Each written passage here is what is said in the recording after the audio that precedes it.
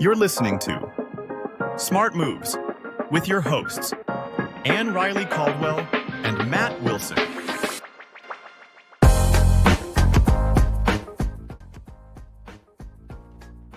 Hey, welcome to Smart Moves, the podcast where we help you make smart moves in life and real estate and finances and all kinds of stuff.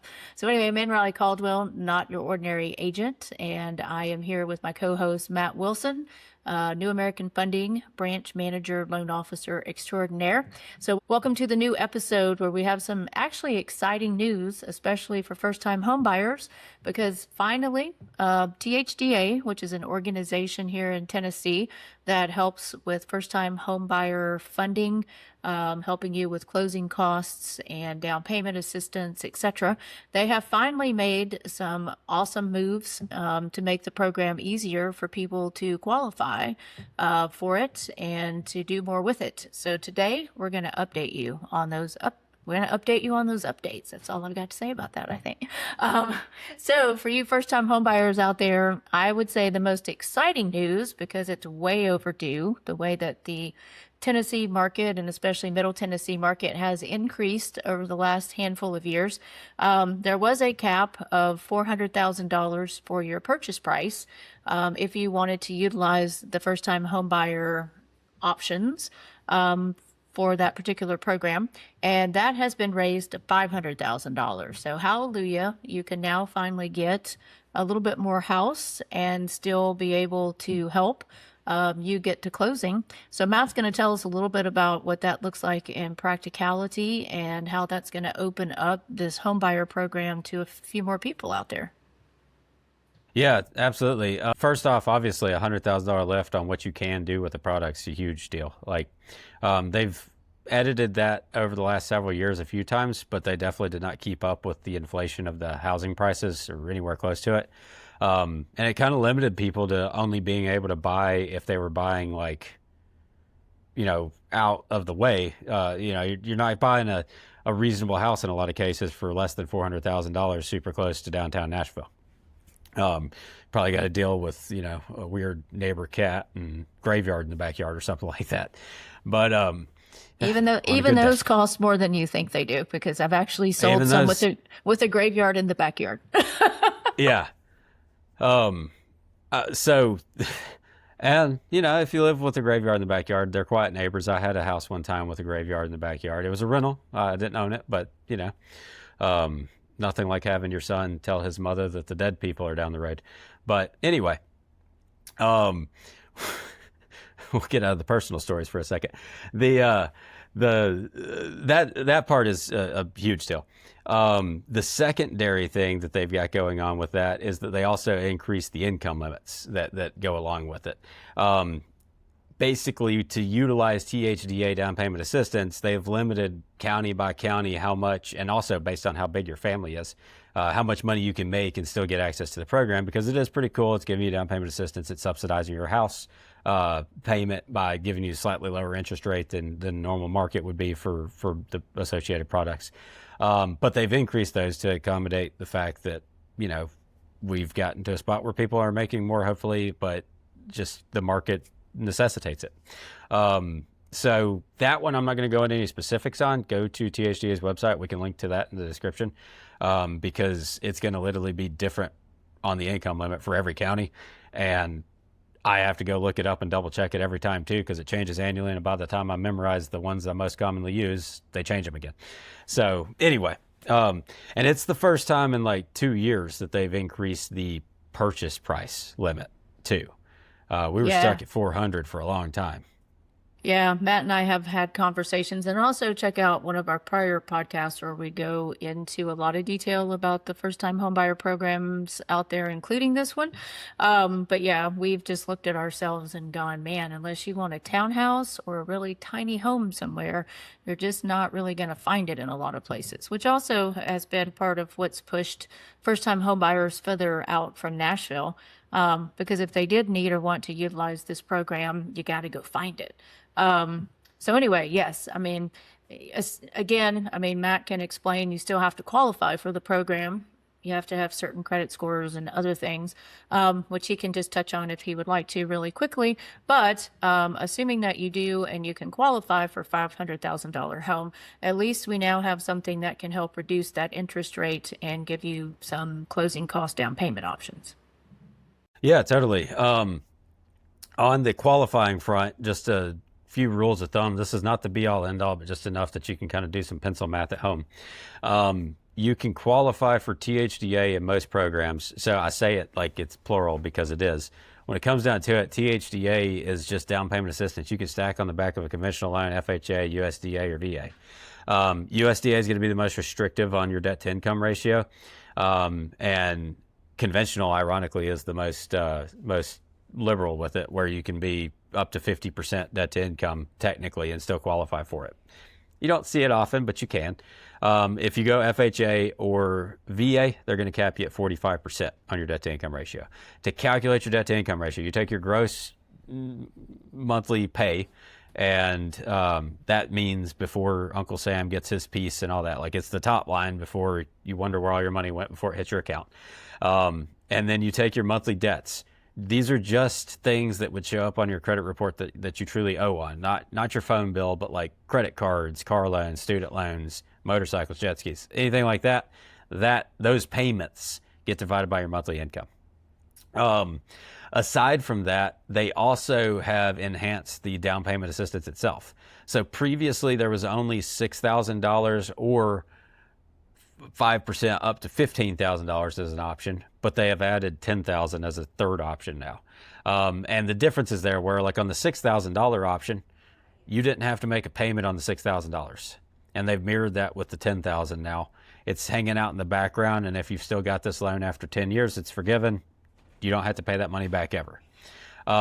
Whereas for the $5,000 up to $15,000 option, or 5% up to $15,000 option, that's set up where you're going to get a monthly payment over 30 years. That's part of your payment. So obviously, if you can, it puts you in a position where for a lot more people, maybe you get the seller to pay your closing costs and you get $10,000 in down payment assistance to cover your down payment. And, you know, you don't have to have a payment that's an extra $90, $100, $120 because you don't have that extra $15,000 that's being paid on all the time. So, I mean, they've made some really strong enhancements to the program for sure. Outside of that, they also have had for years the Homeowners for Heroes program. And with that, in the past, it was more specific to military. They gave you an extra 0.5% off your interest rate, and then the rest of everything applied that comes along with THDA. Now they've actually opened that up to where if you are licensed as a teacher and you teach for a living, you can qualify for THDA now as well, whether you're a first-time homebuyer or not, and you get that 0.5% better interest rate. So it can be a really killer deal for teachers now too, in a way that it didn't used to be. And that also leads me to say that it's not limited to just first-time homebuyers in general. Even if you're not a teacher, not military or anything like that, there are certain zip codes and there are certain counties that are going to have what are called targeted areas where you don't have to be a true first-time home buyer. You could sell your house and buy with THDA tomorrow. That's going to show up on the same chart that's got the income limits and stuff on it. And then also, if you haven't owned a house in the last 3 years, you're magically a first-time home buyer again. Yes, I've learned when talking to people to qualify that because most people start shaking their head. I'm not a first-time home buyer. So I always make sure to ask them, when's the last time you had your name on a deed? Because for a lot of people, it's been more than 3 years. For some people I work with, it's been decades. So it kicks them back into a program that they did not think would qualify for them. So yes, we want to call all teachers, K through 12, kindergarten through 12th grade, public or private schools. You now are in this Home Ownership for Heroes program. So that's the latest breaking news because that just happened, I would say, within like the last month. I think that happened right after the $500,000 limit happened. So I've got a list of groups. If you fall into these groups, make sure you call us and tell us that you're in one of these groups. We've got active duty military, course, Matt can help you, and National Guard and veterans and eligible spouses of veterans. So Matt can help you decide if a VA loan and or putting THDA into the mix is the best. We also have state and local law enforcement officers. We have EMTs, paramedics, firefighters, and as we mentioned, the newly added group is K through 12 teachers. Yeah, so that's a really wide net in Middle Tennessee. Just about everybody, like, I feel like everybody's either married to a teacher or a police officer or a veteran or something like that in Middle Tennessee. So it's a pretty big possibility that you now qualify to get down payment assistance super easy anywhere in Middle Tennessee and not even have to be a first-time home buyer. And you get 0.5% off the interest rate that was already slightly lower than it would have been otherwise. So it's a killer deal. Yep. So that's why we're here, to make sure you're up to date on these types of things, because a lot of people discount themselves or don't think they can afford a house or don't realize that there are programs that people should be looking at for them, or enhancements to programs, etc. So anyway, did you have anything else that you want to add to the whole THDA discussion before we let everybody go? The last thing I would say is this: THDA is one tool in the tool belt for first-time homebuyers. There's a lot. I saw a count the other day with my company, Align. We've got like 2,900 different first-time homebuyer or down payment assistance options that are out there. I'm not going to lie to you and pretend that I know what all those are, because they change. Every state has something different. In Florida, they've got different ones depending on what part of the state you're in that you may qualify for. So, all that to say, it's best to not assume that that's just like that's the option. It may be the option, but have a conversation with me and Riley so that we can talk you through, well, here's the pros and cons of doing this way versus that way versus that way.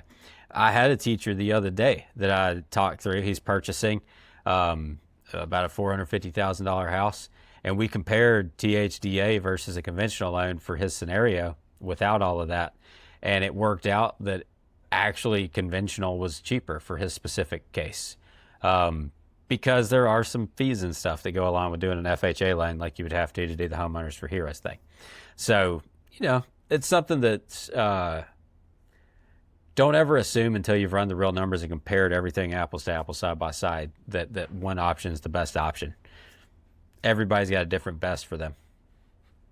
Yeah, for sure. And that's why we encourage you guys to reach out and actually talk to us, because there's no one size fits all. There's no one program that fits everybody. As Matt said, if THDA, if the requirements don't work for you, there's other first-time homebuyer programs out there if you are a first-time homebuyer. So we're here, to help lead you through the process, to make sure you're asking the right questions, getting the right answers. But it is exciting when there's a program that he and I both have clients that use quite a bit, that it finally becomes better and more feasible in the market that we actually live in. And, that's not leaving people out because it's not adjusting appropriately or accordingly. So anyway, again, whenever you have questions, reach out to me and Riley Caldwell, Not Your Ordinary Agent, and also Matt Wilson at New American Funding. Again, we're here to help you make smart moves, whether it be in life, real estate, finances, however we can help you. So we look forward to hearing from you. Reach out to us. There'll be contact information for us available. And we thank you for watching this latest episode of our Smart Moves podcast, and we will see you on the next one. Hey,